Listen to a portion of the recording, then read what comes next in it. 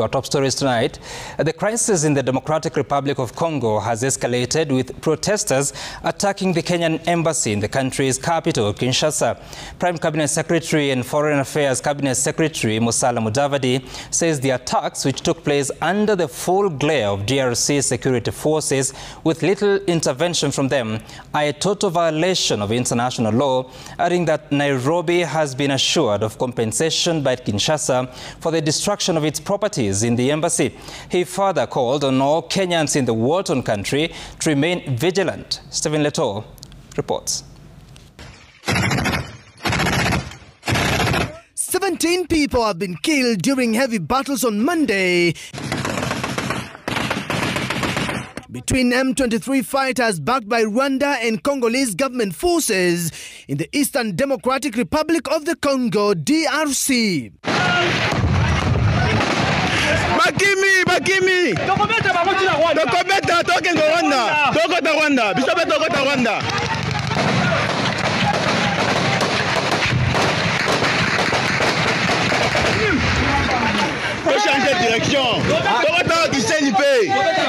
The fighting left many bodies on the streets, with hospitals struggling to deal with a growing number of casualties. President Felix Tshisekedi held a meeting with key leaders in Kinshasa to discuss the crisis as M23 rebels face pockets of resistance from the army and pro-government militias. DRC is already at the center of a humanitarian crisis, with the United Nations announcing today that it has stopped the supply of food to Goma that has already been taken over by the M23 rebels. Fighting in Goma triggering riots Tuesday afternoon in DRC capital of Kinshasa, which got out of control, leading to attacks on foreign missions, including the Kenyan Embassy in DRC. Authorities opened fire and lobbed tear gas to disperse angry protesters who took to the streets over the escalation of war in Goma by M23 rebels. The protesters managed to touch part of the French embassy in Kinshasa before the fire was contained by security forces, who opened sporadic fire to disperse them in vain. They touched missions, according to the protesters, that belong to countries they believe could be siding with Rwanda in the protracted decade-plus war in the lakeside city in North Kivu. In a statement from Nairobi, Foreign Affairs Cabinet Secretary Musalia Mudavadi said Kenya is deeply concerned by the attacks on our embassy and personnel in Kinshasa, the Democratic Republic of the Congo, DRC, by a riotous mob protesting the violent conflict in Eastern DRC. End quote.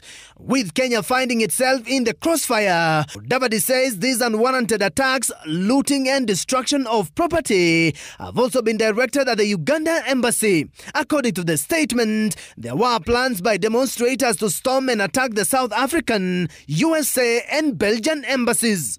The Cabinet Secretary for Foreign and Diaspora Affairs has since reached out to his counterpart in DRC, who has confirmed the incident and made assurances of urgent measures to address the situation, re-establish order and compensate the Kenyan government. Mudavadi protested that two of Kenya's staff members had to escape and seek refuge elsewhere, despite the expectation that their safety and that of their families should be guaranteed by the DRC authorities as obligated by international law and provided for by Vienna Convention on Diplomatic Relations.